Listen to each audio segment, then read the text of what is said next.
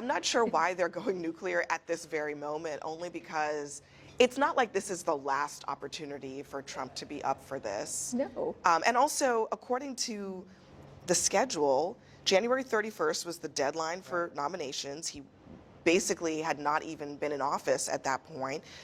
It was just too early. So why lose your mind over this? Why burn the entire bridge? I don't know.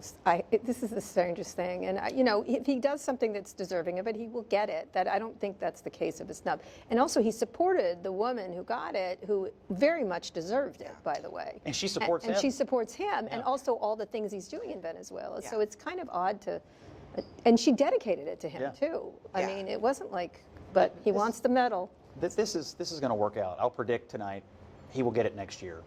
There's no one else on planet Earth more deserving of it. The nominations will go in on planet Earth by January. there's- And look at all the peace deals he's brokered.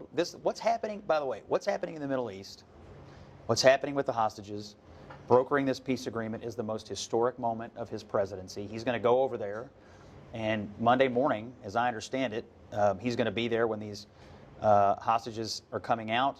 He's going to meet with the families, and then he's going to go to Egypt and sign historic documents on Middle East peace. This is the most historic and interesting moment of his presidency and maybe of any presidency in the recent era. Of course he deserves it, and he'll get nominated sometime between now and January for this moment.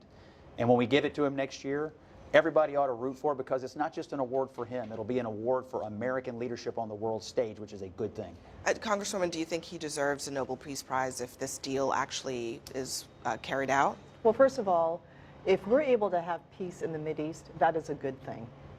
Releasing the hostages, having Hamas be eliminated or not be in charge anymore, and having peace in the Mideast, that's a really big deal.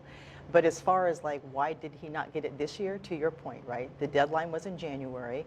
But it's kind of interesting because he's been a little obsessed about the Nobel Peace Prize for a long time, so much so that President Obama lives rent-free in his head because he talks about him a lot. But if he wins it, but do you think? absolutely. But do you think that he would deserve it for this particular? Yes. Yeah, achievement, absolutely. If we're able to get the hostages home and have peace in the Mideast, that is a good thing. We should all celebrate that. I actually think he was nominated. I think he was nominated in December by Congresswoman Claudia Tenney. He was nominated prior to. So I think there is a level of frustration. But not for this. Yes, You're talking about obviously not for December. this. No, this didn't happen. Yeah. But from the Abraham Accords and other things, I think from the first But administration. nobody Nobody lobbies like this. And if there is an accord, then it is. Then, Look, I think there's also some frustration from MAGA world. If you look, 4 presidents have got the Nobel Peace Prize, 3 of whom were Democrats. One was Barack Obama. He was barely in office, like 6-7 months before he got the Nobel Peace Prize. They gave one to Al Gore in his second career as a climate alarmist. I mean, he got that in 2007. So you can understand there's some frustration given what just took place and why they're like, hey, what's going on here? well, Let me just play. I know, but can I just say one Yeah. thing? This is not that kind of, like, it's not a kid's soccer team where everybody gets a statue. A participation kind of thing. It trophy. seems so strange to fix. I know you actually think it's odd to fixate on it. He will get it next year if he brokers this peace deal. I think Scott's right about that. Again, you're saying fixated on it. I mean, yeah, obviously he wants it. I mean, there's no question he wants it. Of course, he thinks He he is deserves it. I think a definitely lot of people fixated on believe it. he He's definitely deserves fixated it. on it. But I want to play it for those who didn't hear what he had to say. He had a phone conversation with the woman who did win the Nobel Peace Prize, and as you all noted, she dedicated the Peace Prize to him in terms of his support for the Venezuelan, liberation movement. But here's what he said. The person who actually got the Nobel Prize called me and said, I'm accepting this in honor of you because you really deserved it. A very nice thing to do. I didn't say then give it to me, though. I think she might have. She was very nice.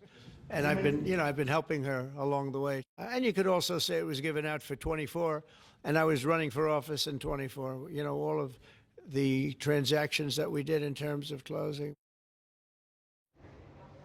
Well, look, I mean, it seems like maybe he's coming to terms with the fact that this is, in a way, a bit backward-looking, the way that they award this prize.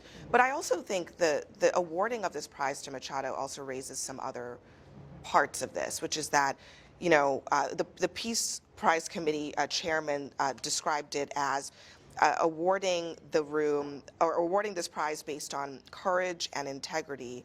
And this is a person who, you know, she is physically putting her Right, life on the exactly. line for That's this, and for freedom of expression, freedom of the press, democracy, et cetera. And some people have raised questions about whether Trump's conduct at home domestically cuts against an argument for the Peace Prize, specifically the accusations that he's trying to suppress the freedom of press, that he literally said a couple of days ago that he's getting rid of freedom of speech when it comes to flag burning, and how he deals with opposition in this country. I mean, do you think that that would be fair to take into consideration for the Peace Prize Committee? I think that sounds like petty sniping, to be honest. I think it's a Nobel Peace Prize. This is the peace president. He's brokered peace deals all over the world. This one happening right now, and this has dominated our world conversation for the last 2 years. What happened to Israel on October the 7th, what happened to the hostages, what's going on in Gaza. If this gets solved, and everyone involved has said it would not have been solved if not but for Donald Trump, I don't know how you don't give it to him. If they don't give it to him over this, then this thing is completely and totally lost all meaning, and who would want if this works, no, there's lots of people who have meaning for it. I mean, Yulia Navalny could have gotten it. There's lots of people. It's not the only person worldwide. I'm saying if they don't give it to him for and this, if he it would drain it of all of its and if meaning. he settles the Ukraine situation, let's give him two. Let's he can be the Susan Lucci of. But I think what Nobel Abby is asking Prizes is, if he wants. does his cumulative behavior and how he conducts himself and how he values democratic norms, does that play into whether or not he would deserve a Peace Prize for this one specific issue in the Mideast? I think that's what you're asking, Abby. And I don't have the answer to that because I don't know what criteria the Nobel Committee uses. But I think it's a legitimate concern. And you talk about him brokering peace around the world. He's pissing off our allies. He is creating bad blood with his bad trade deals. He once said that Ukraine was the aggressor in the war. And so there have been some very egregious comments he's made on the international stage. But if we're just isolating what's happening in the Mideast, maybe it's worth it. They And once look, gave I this mean, a Yasser Trump- Arafat, by the way. Yeah. So I mean, you know. I mean, and listen, I do think also Trump is entitled to a degree to reshape the world order in a different way. I mean, that does actually make him consequential if he's able to do it, Absolutely. and if he's able to do it to the end of peace. You can't knock it if it's working. So I think that we're at one of these moments where you have to just evaluate the results, not just the rhetoric of what is happening.